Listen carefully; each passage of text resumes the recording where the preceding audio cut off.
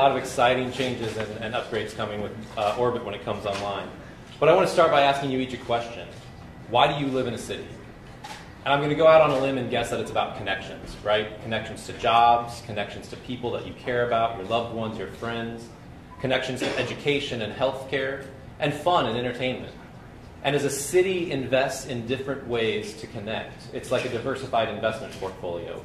It's more robust, it thrives in all sorts of conditions. And so as Omaha invests with the City of Omaha Metro Transit in Orbit, this adds another layer of diversity to our transportation options, which puts us into a position where we can thrive even more than we do today, because people can make more connections in more ways, walking, biking to the bus stop, riding the bus, more efficient in how they connect with 10-minute frequency during peak hours with this Orbit line. So frequent you don't even have to look at the schedule because you know it's going to come in 10 minutes. And it's our responsibility as the Metro Transit Board to really look at the big picture. And one of the things with this big picture is that MAPA has projections that we're going to be at 1 million people by 2020. That's just a couple years out. So how are we going to deal with more people who want to make more of these connections? If we just go with the auto-centric mentality, we're going to have more congestion. And all of you probably have experienced some congestion at some point in time. So again, diversifying our transportation options really puts us into a position to create more economic development, because we don't have to have as many parking lots, because the bus can hold 80 people as opposed to 80 cars driving to a destination. The frequency is there, so people don't have to say, oh, it takes too long to ride the bus. In fact, sometimes even the number 2 today makes it the same stretch of Dodge just as fast or faster than some of the vehicles that are traveling down Dodge. And some of you may be thinking that you don't ride the bus, so why does this matter to me?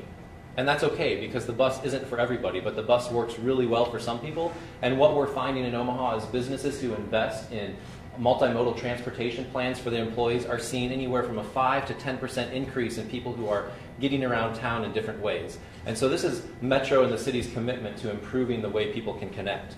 I just rode the bus here today. As a board member, I actually ride the bus almost every day of the work week, and I saw 20 people on it, just from the old market to here. I've witnessed people getting off at UNO, getting off at the medical center, people going to work, going to Do Space to interact with their kids. So our bus serves, last year, 3.6 million passenger trips.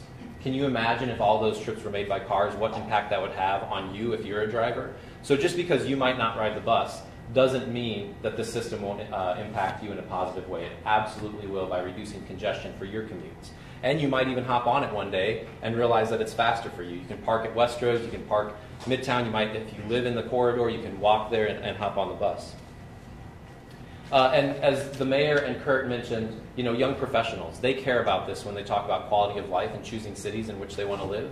And this is one of the things that we hear over and over again. You may have seen an article last week about Amazon headquarters giving us some great feedback on, we had a great application, but there were a few things that were missing, one of which was diversified transportation options. So if we want to continue to attract amazing employers like we have in the past, we need to continue to invest in our transportation future. And I know some of you might be thinking too, that what's this big new project that we're doing? What about our existing system and some of the things that we're working with here?